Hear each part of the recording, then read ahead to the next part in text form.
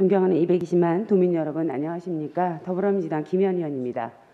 오늘은 2021년을 마무리하는 마지막 정리의 날입니다.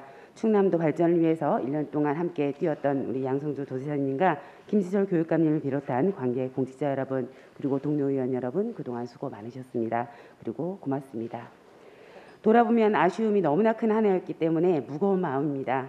그러나 머지않아 우리는 또다시 새로운 대전환의 시대를 향해 뚜벅뚜벅 길을 재촉해야 하는 시기이기에 마음을 가다듬어 봅니다.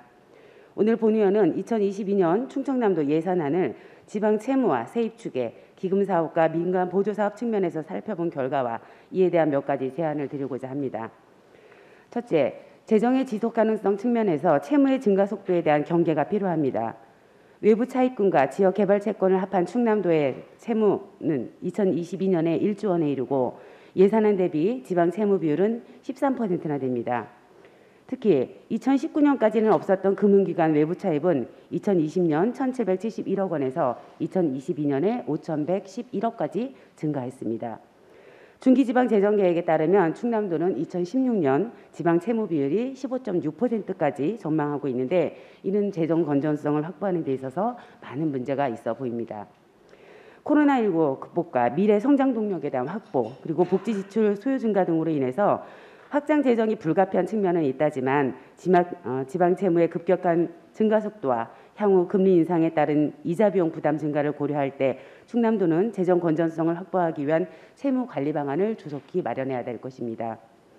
두 번째, 그동안의 지방세 수입 추계 오차에 비춰볼 때 22년에 세입 예산안을 신뢰하기는 상당히 어렵습니다.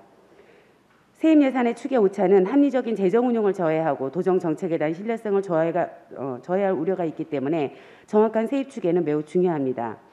충남도는 2019년에 낙관적 추계로 인한 세수 부족으로 추경을 통해서 2,171억 원의 세입 감액 결정을 한 바 있고 2020년과 21년에는 반대로 보수적 추계로 인한 초과 세수로 추경을 통해서 각 612억 원과 1,662억 원의 세입 증액을 경험한 바 있습니다. 특히 100%에 근접할수록 정확성이 높다라고 하는 취득세에 대한 추계 오차율은 19년도에는 115.6%, 20년에는 91.1%, 21년 92.5%로 옹탕과 냉탕을 오가고 있습니다.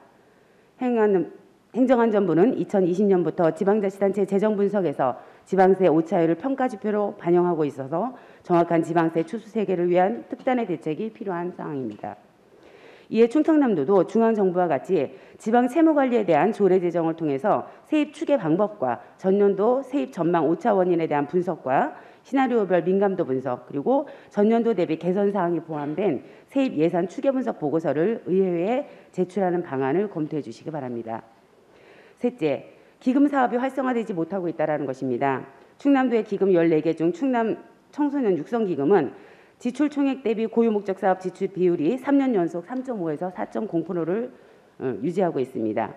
중소기업 육성기금이나 사회복지기금, 식품진흥기금, 농어촌기금 등 7개 사업성 기금의 지출도 2020년 8.8%에서 21년 8.6%로 낮아진 상황입니다. 고유 목적 사업의 비활성화는 기금의 세입 재원이 일반 회계 전입금과 통합재정안정화기금의 이자 수입과 그리고 예치금 이자 수입에만 의존하기 때문입니다. 민간 부분의 기부금과 중앙정부 출연금 등 다양한 기금 세입 재원에 위해 고민들이 필요한 시점입니다. 네 번째는 민간 보조 사업이 예산 편성 및 전산 과정에서 공정성과 합리성을 만족시키고 있지 못하고 있습니다. 지방 보조 사업은 지방보조금법 26조에 따라서 예산 편성 전에 보조금 관리위원회 심의를 거쳐야 합니다. 그러나 문화체육관광국 소관 5개 사업과 정책기획관 소관 학술용역 2개 사업은 심의를 거치지 않았는데도 불구하고 2022년에 예산에 그대로 편성됐습니다. 또한 심의 과정에서 수정 의견이 8개, 보류된 의견도 5개나 있었지만 그대로 편성되었습니다. 왜 심의위원회를 운영하는지 이해하기가 어렵습니다. 게다가 사업의 중차대함을 들어 의회도 이를 용인하고 예산을 통과시켰습니다. 도민들에게 부끄럽고 죄송스러움으로 민망하기 따름입니다. 보조금 정산과 관련해서 2020년 문화체육관광원 소감만 보더라도 민간 보조금 사업 65개 중 8개 사업이 미정산이고 집행잔액의 반납 대상 37개 중 19개가 미반납되었습니다. 반성하지 않으면 똑같은 실수를 반복하고 반성하면 똑같은 일을 다른 시선으로 보게 된다고 합니다. 충남도의 건전한 재정 운영을 위해서 이상의 문제에 대해서 깊은 고민과 성찰이 필요합니다.